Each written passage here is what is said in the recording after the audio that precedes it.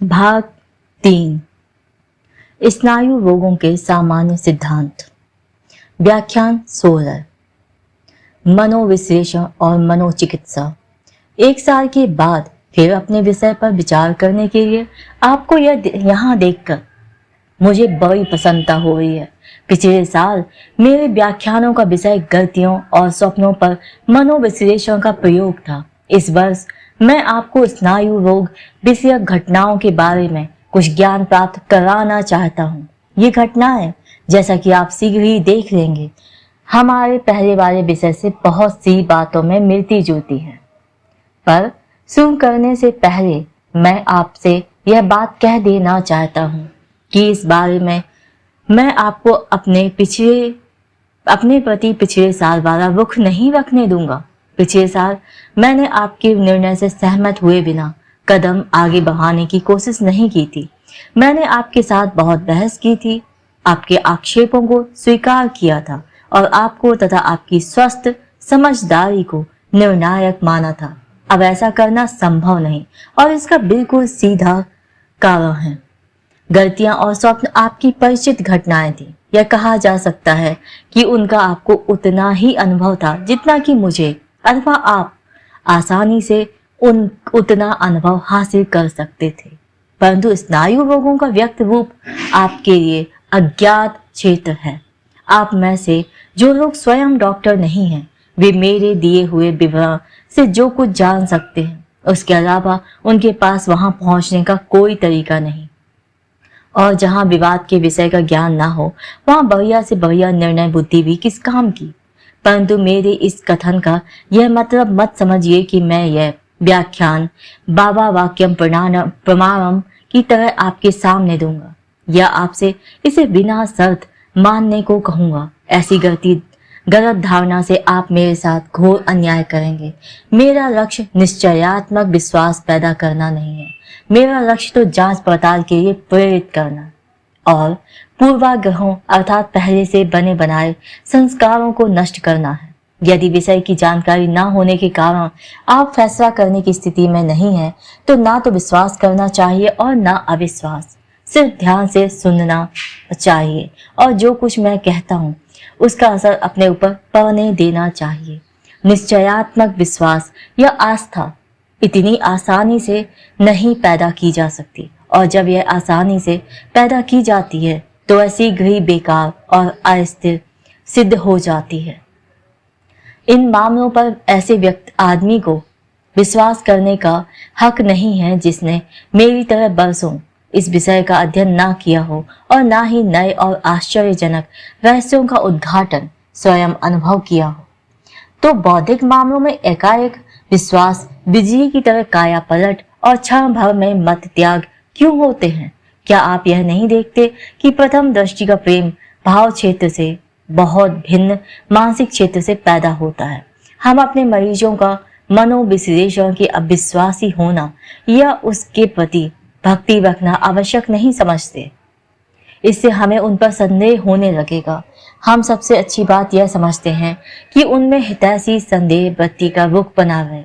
इसलिए आपको प्रचलित मनोचिकित्सा संबंधी विचार के साथ साथ मनोविश्लेषण की अवधारणाओं को भी अपने मनों में चुपचाप बढ़ते रहने का अवसर देना चाहिए, जिससे अंत में ऐसा मौका आ सकता है कि वे एक दूसरे पर असर डालें और मिलकर एक निश्चित राय का रूप ग्रहण कर लें।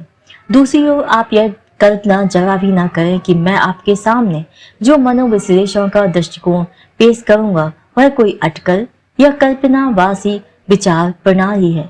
इसके विपरीत यह उन अनुभवों का परिणाम है जो या तो प्रत्यक्ष प्रेक्षणों पर या प्रेक्षण से निकाले गए निष्कर्षों पर आधारित है। ये निष्कर्ष पर्याप्त या उचित रीति से निकाले गए हैं या नहीं, इसका फैसला विज्ञान की भविष्य में होने वाली उन्नति से होगा।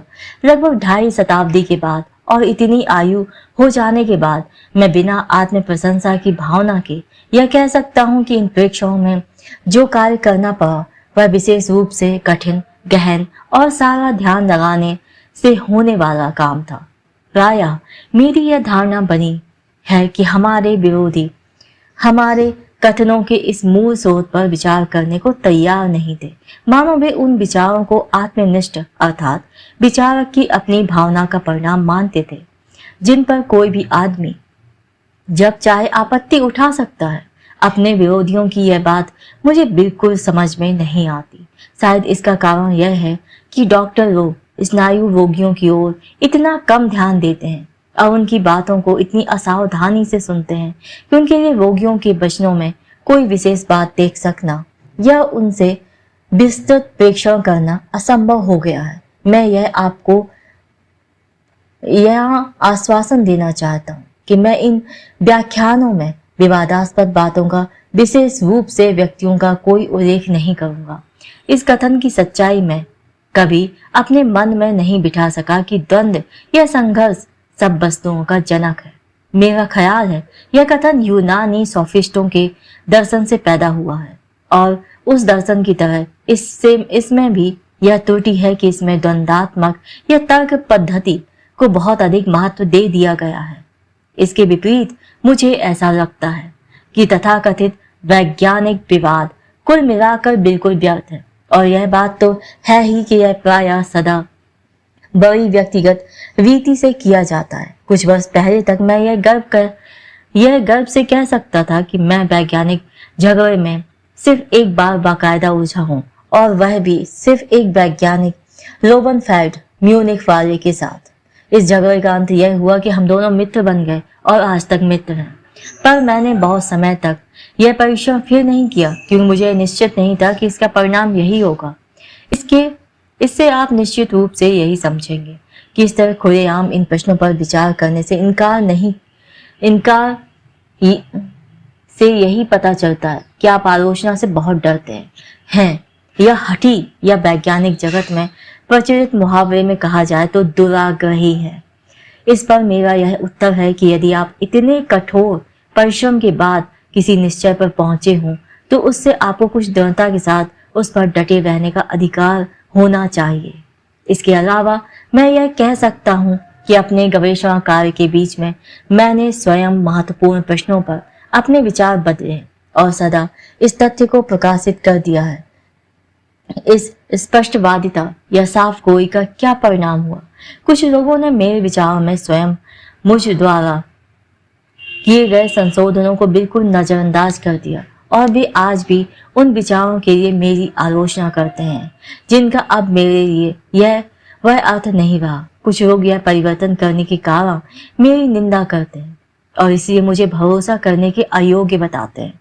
जो आदमी एक या दो बार विचार बदले वह विश्वास का पात्र कैसे हो सकता है, क्योंकि उसका इस बार का कथन भी गलत हो सकता है। पर जो आदमी अपनी एक बार कही हुई बात पर अड़ा रहे या उसमें आसानी से हेर फेर करने से इनकार कर दे वह हठी या दुराग्रही है। ठीक है ना? ऐसी परस्पर विरोधी आलोचनाओं को देखते हुए सिवाय इसके क्या रास्ता है कि आदमी जैसा है वैसा कहे और उसे जैसा जचे वैसा करे।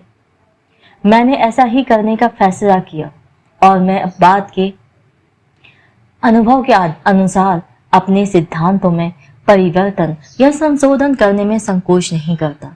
अब तक मुझे अपने मूल दृष्टिकोण को बदलने के लिए कोई उचित कारण नहीं मिला और मुझे आशा है इसकी कभी आवश्यकता नहीं होगी।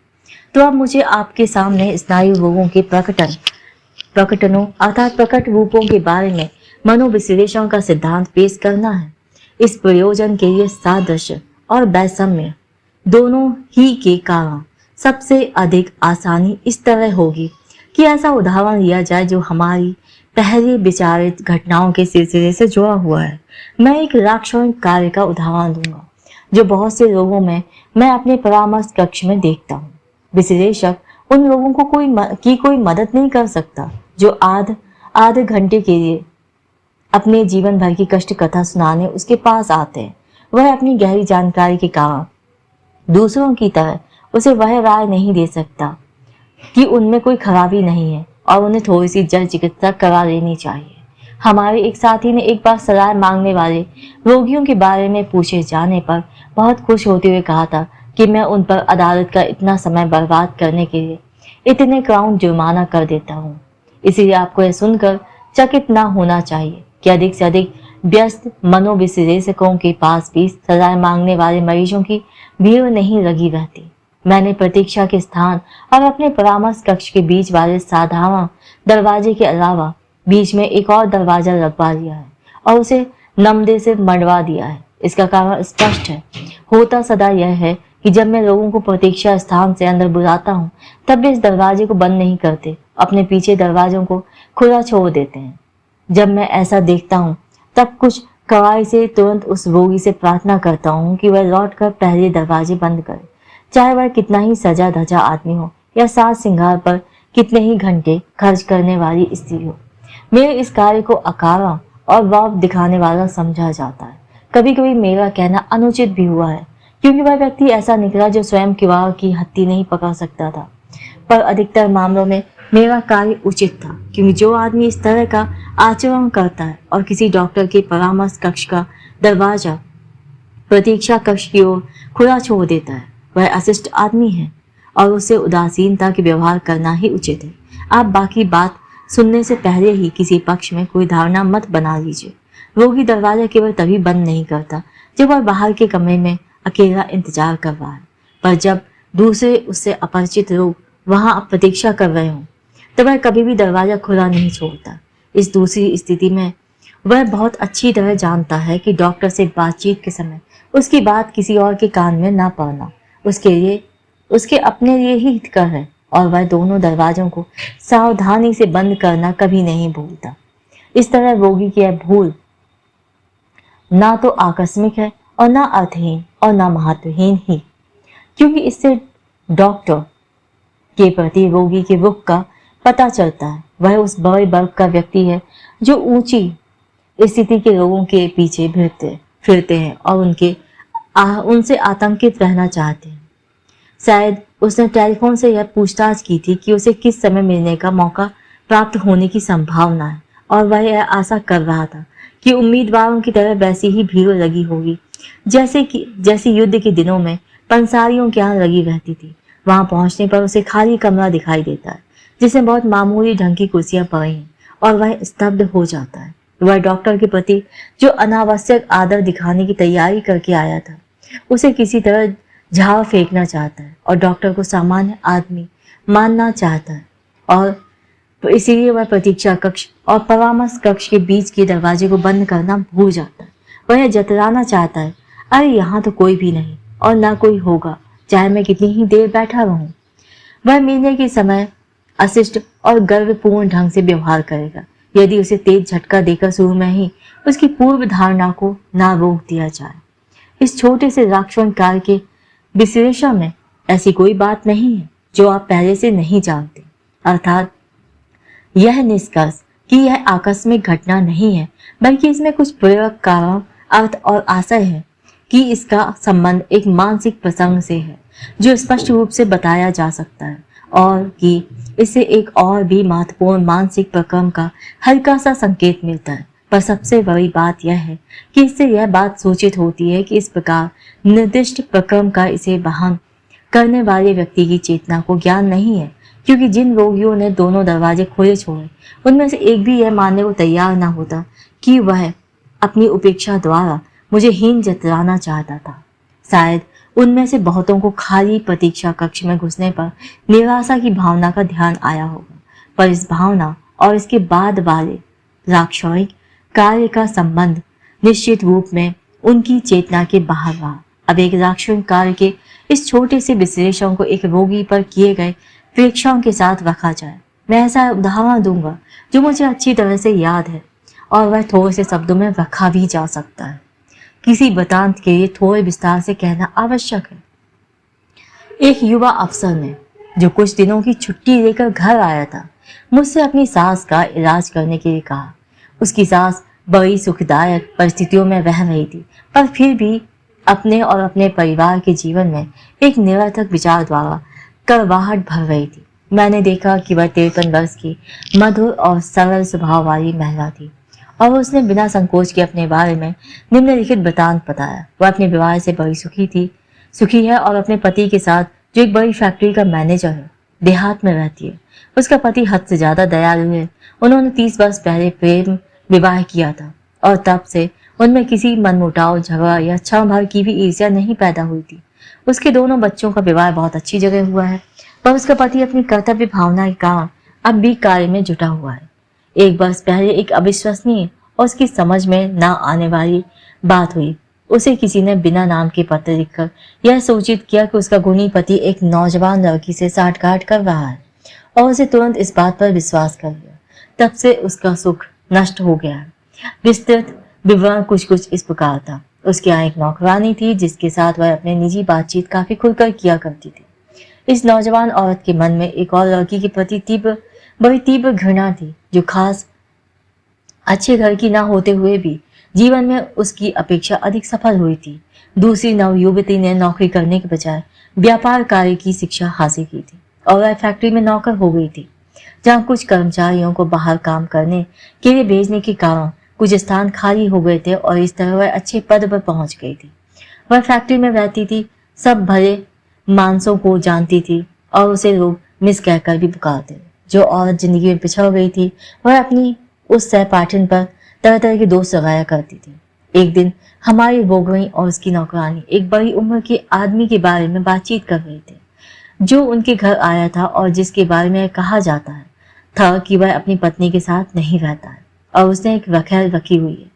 क्यों रखी हुई है वह यह नहीं जानती थी, पर उसने एकाएक कहा, इससे भयंकर किसी बात की मैं कल्पना भी नहीं कर सकती कि मेरा पति वखेल रखता है।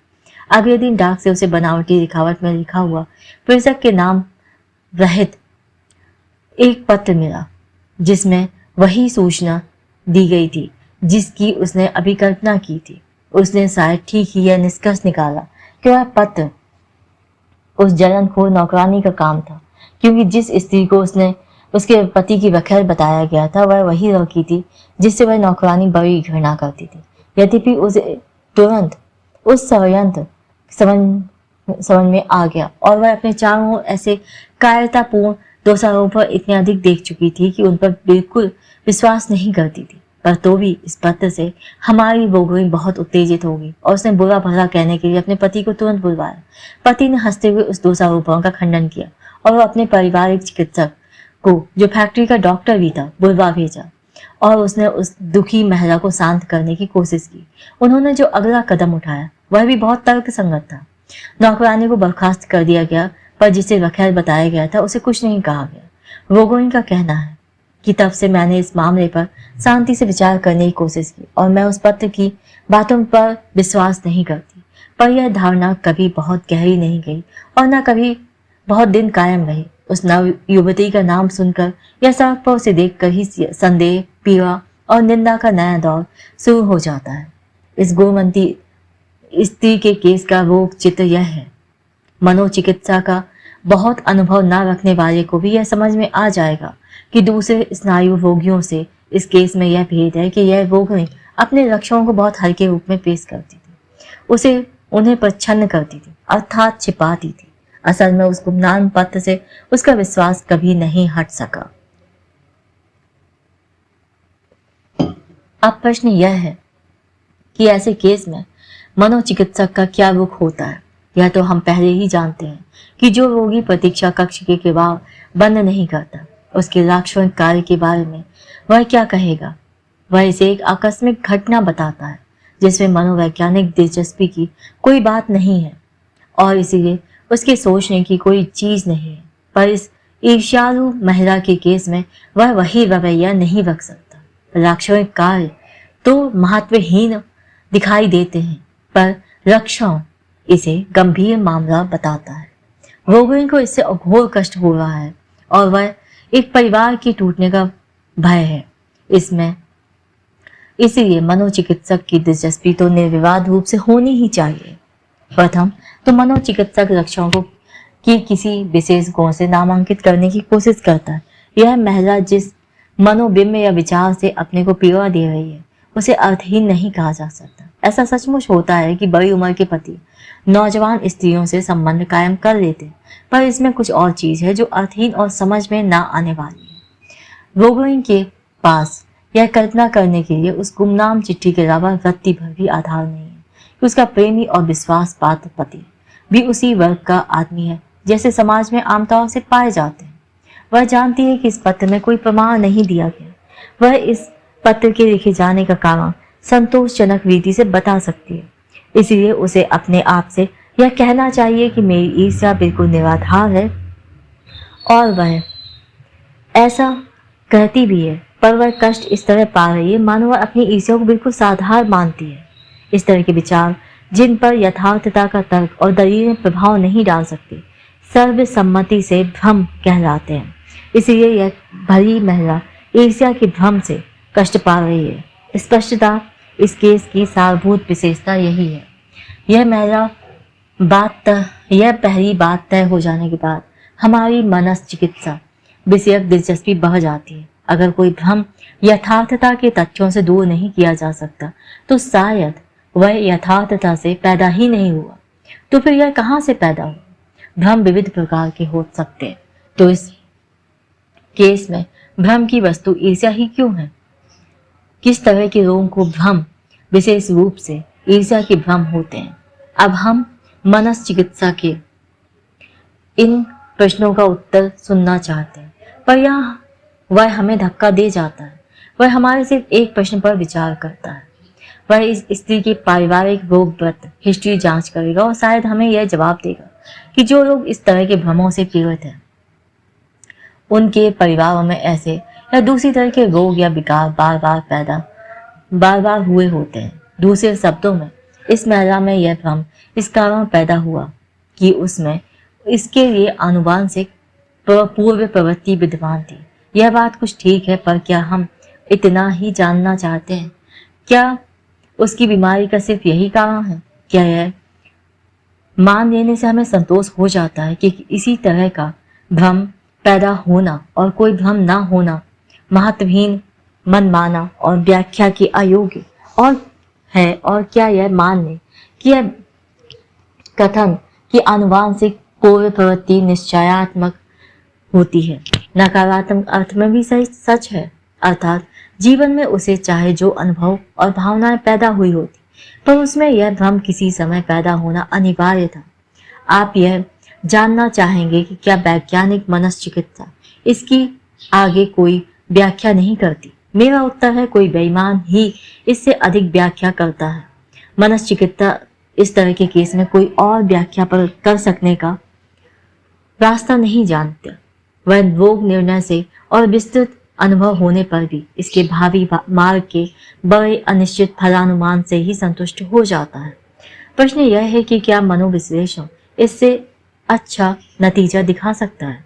हाँ, मुझे निश्चित आशा है कि इस जैसे अस्पष्ट केस में भी कुछ ऐसी चीजें ढूंढी जा सकती हैं जिससे बात अधिक अच्छी तरह समझ में आ जाए। पहले आप इस छोटी सी बात पर विचार कीजिए कि जिस गुमनाम पत्र के आधार पर उसका भ्रम मौजूद है, उसकी प्रेरणा स्वयं रोगिणी ने ही यह कहकर दी थी कि मेरे लिए इस बात से भयंकर और कोई बात नहीं है कि मेरे पति की किसी नौजवान स्त्री से साठगांठ है। उसने ऐसा कहकर नौकरानी के मन में पत्र भेजने का विचार पैदा किया है।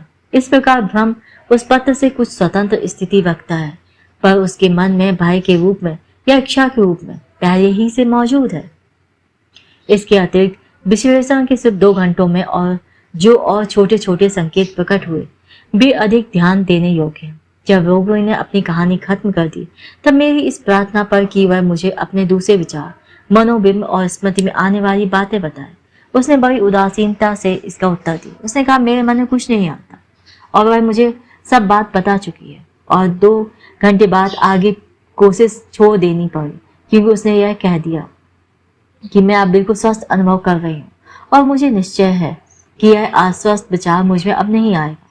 उसने यह बात स्वभावतः प्रतिरोध के कारण और आगे विश्लेषण के भय के कारण कही थी। फिर भी इन 2 घंटों में उसके मुंह से कुछ ऐसी बातें निकल गई जिनसे एक विशेष निर्वचन न केवल किया जा सकता था, बल्कि अनिवार्यता पैदा हो सकता था, और इस निर्वचन से ईर्ष्या के भ्रम की उत्पत्ति पर स्पष्ट प्रकाश पड़ता था। असल में उसमें एक नौजवान के लिए, उसी जमाई के लिए मोहाशक्ति विद्यमान थी जिसने उससे मेरी सहायता लेने को कहा था। इस मोहाशक्ति के बारे में वह कुछ नहीं या शायद बहुत ही थोड़ा जानती थी। उनके संबंध की परिस्थितियों में यह मोहाशक्ति उसके हानि रहित बात्सल्य के रूप में अपने आप को छिपा सकती थी, जो कुछ हम अब तक जान चुके हैं। उसके बाद इस अच्छी स्त्री और श्रेष्ठ माता के मन की बात समझ लेना कुछ कठिन नहीं। ऐसी मोहाशक्ति, ऐसी भयंकर असंभव बात उसके चेतन मन में नहीं आ सकती, तो भी यह बनी रही और अचेतन रूप से इसने भारी दबाव डाला। अब कुछ ना कुछ तो होता ही, किसी न किसी तरह का आराम पाने का तरीका ढूंढना ही पड़ता, और इसे कम करने का सबसे सरल तरीका विस्थापन का तंत्र था, जो भ्रमात्मक ईर्ष्या पैदा होने में सदा मदद करता है। यदि वह बुढ़िया स्त्री अकेली ही उस नौजवान से प्रेम न करती होती, बल्कि यदि उसका बूढ़ा पति भी किसी नौजवान औरत से प्रेम करता होता, तो उसका अंतःकरण इस विश्वासघात के कष्ट से मुक्त हो जाता। इस प्रकार उसके पति की अपत्नीव्रतता या विश्वासघात की घटना उसके जलते हुए घाव पर शीतल मरहम का काम करती थी।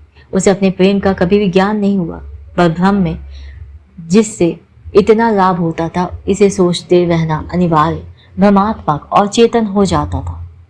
इसके विरुद्ध पेश की गई सब दलीलों का स्वभाव था कोई लाभ नहीं हो सकता था, क्योंकि वे इस सोचने के विरुद्ध होती थी, उस मूल बात के विरुद्ध नहीं जिसके कारण इस चिंतन में शक्ति थी और जो बहुत से बाहर अचेतन में गई हुई थी। अब इस छोटे अधूरे मनोविश्लेषण के प्रयत्न के परिणामों को इकट्ठा जोड़कर इस केस को समझने की कोशिश की जाए।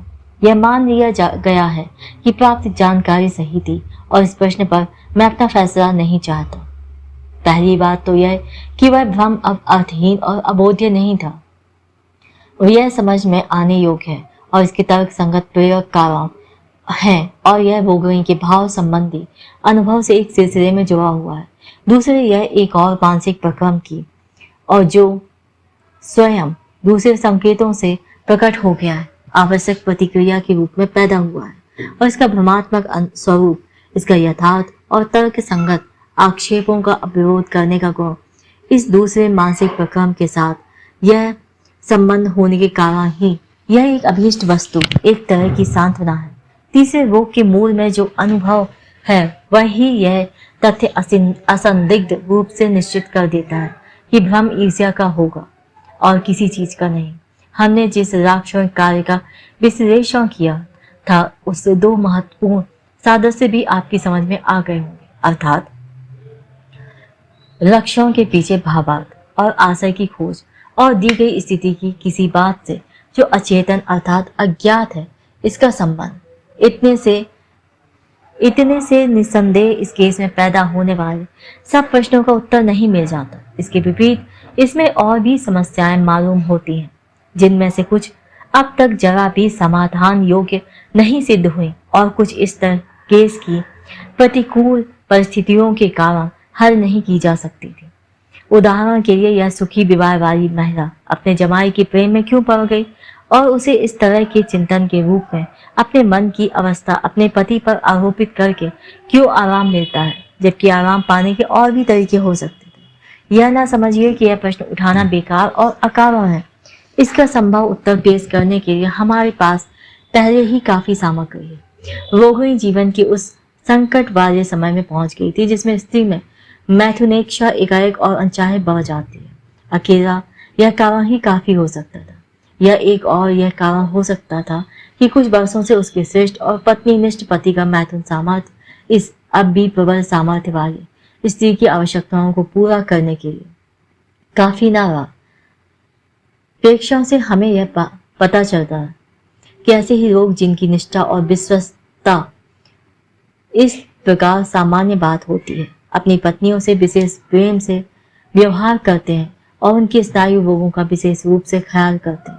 उनके अतिरिक्त यह बात भी महत्वहीन नहीं है कि इस अप्रकट मोहाशक्ति का आलम्बन उसकी पुत्री का नौजवान पति था। पुत्री के प्रति प्रबल कामाशक्ति जिसका मूल माता की वो अपनी यौन रचना में होता है, प्रायः इस तरह रूपांतरित होकर कायम रहती है। इस सिलसिले में मैं आपको यह याद दिला दूं कि सास और जमाई का संबंध स्मरणातीत काल से मनुष्य जाति द्वारा विशेष रूप से नाजुक माना जाता है रहा है और आदिम मूल वंशों में इसके विषय में बड़े प्रबल टैबू यह निषेध और सावधानियां रखी गई। विधि और निषेध दोनों पक्षों में यह प्रायः उन सीमाओं को रंग जाता है जो सभ्य समाज में वांछनीय समझे जाते हैं। इन तीन संभव बातों में से इस केस में एक बात क्रियाशील रही या दो बातें रही या तीनों की तीनों रही, यह मैं आपको नहीं बता सकता। यद्यपि इसका कारण सिर्फ यह है कि इस केस का विश्लेषण 2 घंटे से अधिक नहीं हो सका। अब मैं यह समझ रहा हूं कि मैं अब तक सब ऐसी बातें करता रहा जिन्हें समझने के लिए अभी आप तैयार नहीं थे। मनोचिकित्सा और मनोविश्लेषण की तुलना पेश करने के लिए ही मैंने ऐसा किया, पर मैं यह आपसे एक बात कहना चाहता हूँ। क्या आपको इन दोनों में कोई परस्पर विरोध नहीं चीजें दिखाई दी? मनोचिकित्सा मनोविश्लेषण के प्राविधिक या टेक्निकल तरीके प्रयोग में नहीं लाती, भ्रम की वस्तु पर बिल्कुल विचार नहीं करती और आनुवंशिकता की बात कहकर हमें सिर्फ एक साधारण और दूरवर्ती कारण बताती है और पहले अधिक वैज्ञानिक और निकटतम कारण नहीं बताती। पर क्या इसमें कोई परस्पर विरोध है? क्या एक चीज दूसरे की पूरक ही नहीं है? क्या आनुवंशिकता वाली बात अनुभव के महत्व से मेल नहीं खाती और क्या वे दोनों मिलकर बहुत प्रभावकारी नहीं बन जाती? आप स्वीकार करेंगे कि मनोचिकित्सा के कार्य में कोई ऐसी सारभूत बात नहीं है जो मनोविश्लेषण संबंधी गवेषणाओं के विरुद्ध हो सके। इस प्रकार इसलिए इसका विरोध करने वाले मनोचिकित्सक हैं, मनोचिकित्सा नहीं। मनोविश्लेषण और मनोचिकित्सा का बहुत कुछ वैसा ही संबंध है जैसा कि भौतिकी तथा शरीर का। एक में अंगों के बाहरी रूपों का अध्ययन होता है और दूसरे में ऊतकों का और घटक तत्वों से इसके निर्माण का। इन दोनों अध्ययन क्षेत्रों में जिनमें एक का काम दूसरे में चालू रखा जाता है, कोई परस्पर विरोध आसानी से नहीं सोचा जा सकता। आप जानते हैं कि आजकल चिकित्सा के वैज्ञानिक अध्ययन का आधार सही है, पर किसी समय शरीर की भीतरी संरचना देखने के लिए मनुष्य के शवों को की चीरफाड़ करना उतना ही बुरा और निषिद्ध माना जाता था जितना आजकल मनुष्य के मन की भीतरी कार्य पद्धति देखने के लिए मनोविश्लेषण को माना जाता है। और शायद कुछ ही समय बाद हम यह देख लेंगे कि वैज्ञानिक आधार पर मनोचिकित्सा तब तक न हो सकेगी जब तक कि मानसिक जीवन की गहराई में हो रहे अचेतन प्रक्रमों का पूरा ज्ञान ना हो। आप में से कुछ लोग ऐसे ही हो सकते हैं जो मनोविश्लेषण से काफी प्रीति रखते हो, हालांकि प्रायः इसकी आलोचना की जाती है और यह कामना रखते हो कि यह अपने आप को एक और दिशा में अर्थात चिकित्सा के क्षेत्र में भी उचित सिद्ध कर देगा। आप जानते हैं कि मनोचिकित्सा पद्धति अब तक भ्रमों पर असर डालने में असमर्थ रही है। क्या मनोविश्लेषण शायद इन लक्षणों के तंत्र के भीतरी रूप को जानने के कारण उन पर असर डाल सकता है? नहीं, मुझे आपसे यही कहना है कि उन पर असर नहीं डाल सकता, क्योंकि कम से कम इस समय तो यह इन रोगियों के इलाज में बिल्कुल उतना ही असमर्थ है जितनी और कोई चिकित्सा शैली। यह सच है कि हम यह समझ सकते हैं कि मरीज को क्या हुआ है, पर हमारे पास ऐसा कोई साधन नहीं है जिससे हम खुद मरीज को यह बात समझा सकें। आप सुन चुके हैं कि इस भ्रम का विश्लेषण में आरंभिक बातों से आगे ना कर सका, तब क्या आप यह कहेंगे कि ऐसे केसों का विश्लेषण अवांछनीय होता है क्योंकि वह निष्फल रहता है? हमारा यह कर्तव्य और अधिकार है कि हम तात्कालिक लाभ पर बिना ध्यान दिए अपनी गवेषणाएं करते जाएं। कोई दिन आएगा, कहाँ और कब यह हम नहीं जानते, जब हर छोटे से छोटा ज्ञान खंड क्षमता में और चिकित्सा की क्षमता में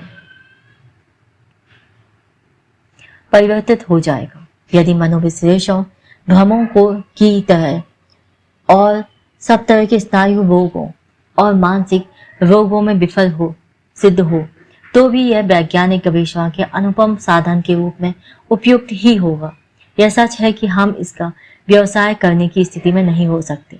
जिस मनुष्य रूप सामग्री से हमें सीखना है वह जीवित है और उसमें अपनी इच्छा होती है, और इस कार्य में हिस्सा लेने के लिए उसके पास कोई व्यक्तिगत प्रयोग कारण होना चाहिए, और फिर यह इसमें हिस्सा लेने से इनकार भी कर देती है।